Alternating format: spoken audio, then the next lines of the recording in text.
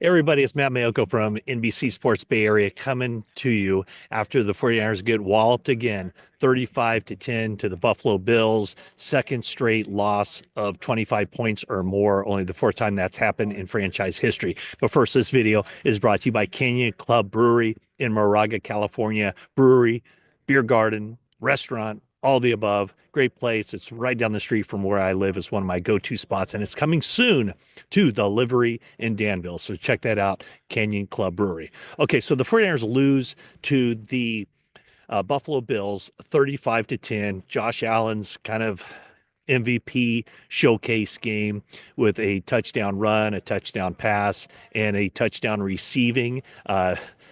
Interestingly enough, the touchdown pass and the touchdown reception all coming on the same play, Josh Allen to Josh Allen. But the big news for the 49ers, not just the loss, but it's the loss potentially of Christian McCaffrey. Looked like the old Christian McCaffrey, the McCaffrey that was the NFL Offensive Player of the Year last season, until he sustained what looked like a right knee injury on the play before he took a pitch from Brock Purdy and then just slid down. So you could tell that something was amiss. At first, it kind of looked like, oh no, is this the Achilles that gave out on him? But it wasn't. As Kyle Shanahan said after the game, a posterior cruciate ligament in his right knee, and it's potentially season ending. So we'll know a lot more about that as the time goes on and they're able to do an MRI and figure out what's going on there and whether surgery will be needed. But this game clearly did not go the 49ers' way from the beginning. They had so many players out of this game. They were just simply overmatched.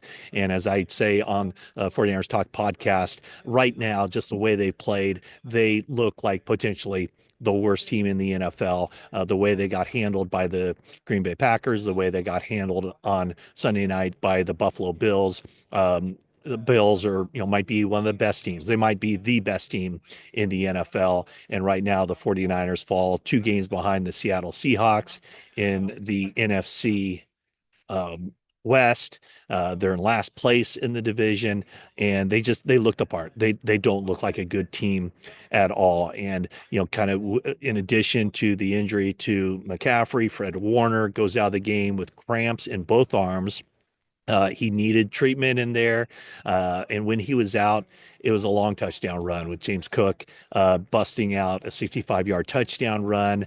And then the other backbreaker was shortly thereafter, the 49ers pinned the Bills deep in their own territory. And then they go on a 9-play, 97-yard touchdown drive. And Warner was out for a good share of those plays as well.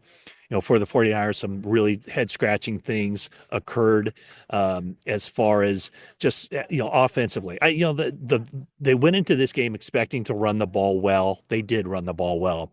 Couple things that I kind of took issue with, or I think most fans would kind of take issue with, was George Kittle catches the first pass of the game and then doesn't catch another. I asked Kittle about that after the game, and he said that wasn't anything the Bills were doing to take him out of the action. It was just that he spent a lot of time blocking. That was part of the game plan, to run the football. And by and large, the 49ers did run the football effectively. And then he said when pass plays were called, he was open. Brock Purdy said that the reads did not take him to George Kittle on those pass plays that were called. And for Purdy, not a obviously not a great game. The passing part of it wasn't really part of the equation for him. The 49ers had 3 turnovers in this game. Purdy had a ball slip out of his hand for a fumble, and then Deebo Samuel had a fumble on a kickoff return after he also had a long kickoff return. But the one play that I kind of look at and to me is a head scratcher is early in the third quarter, 49ers move down the field. They have a first and goal at the 4-yard line. And at that point, Mason went out of the game. So it was Isaac Guerendo in the backfield. And I just think that at that point, with the conditions as they are or were, well, they continue to be here in Orchard Park, you want to put the ball in the hands of a running back who is used to carrying the ball. And for Kyle Juszczyk, only 3 carries the entire season. He gets the ball.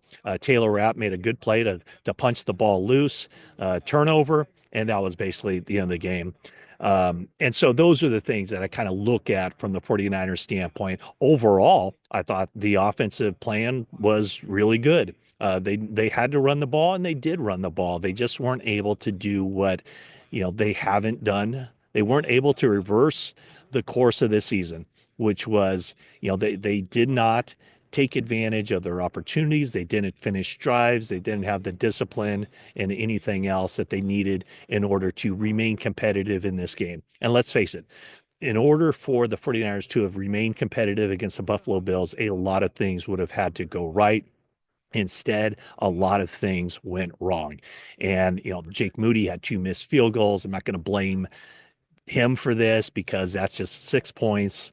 Could have, he missed a 45-yarder and he missed a 55-yarder. Two tough asks, I think, in the first half. But, for the 49ers, they're in dire straits. And you look at this team right now, and it's getting really close to that point where, and I think they already are doing some of this looking ahead to next season. I mean, they've had some young players who played well. They're going to need more from them.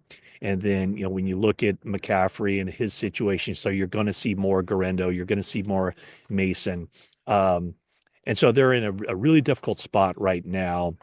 And I just don't see a way out of it this season. And you sense the frustration with the team when they talk because they all believe they should be better. This is a veteran group that's used to winning a lot of football games, and they're not winning football games. And they have at 5-7, they have 5 games left in the season. And frankly,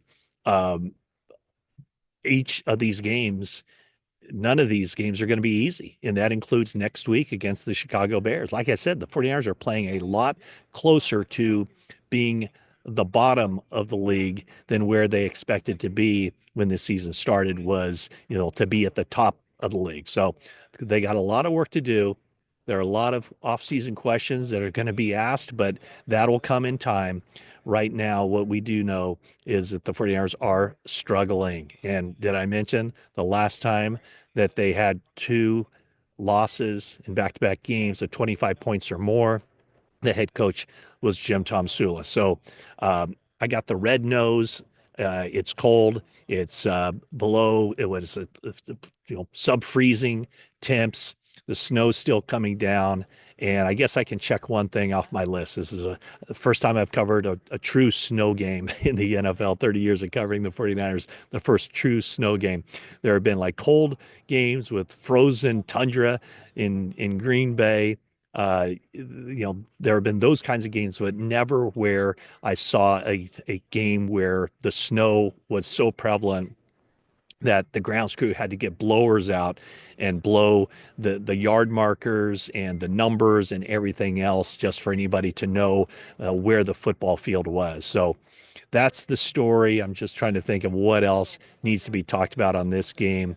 The 49ers weren't playing without Trent Williams and Nick Bosa and Diamador Lenore, and it showed. I mean, this is a shorthanded team that played like I said, a team that really can't compete against the top level teams right now. And they're having a difficult time, I think, competing against even the teams that aren't the top level teams. So I'm going to get inside where it's warm. I thought I owed it to you to get one last look here at Highmark Stadium in Western New York in Orchard Park. And it's just been a fascinating weekend for me because in Buffalo, no snow.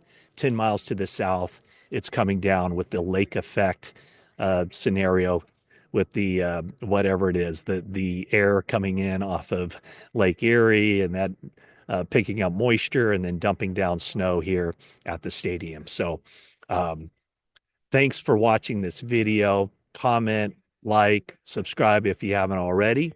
And that is it for now. And I'm looking forward to getting on a plane first thing Monday morning and getting back to relatively warm California. Thanks a lot for watching.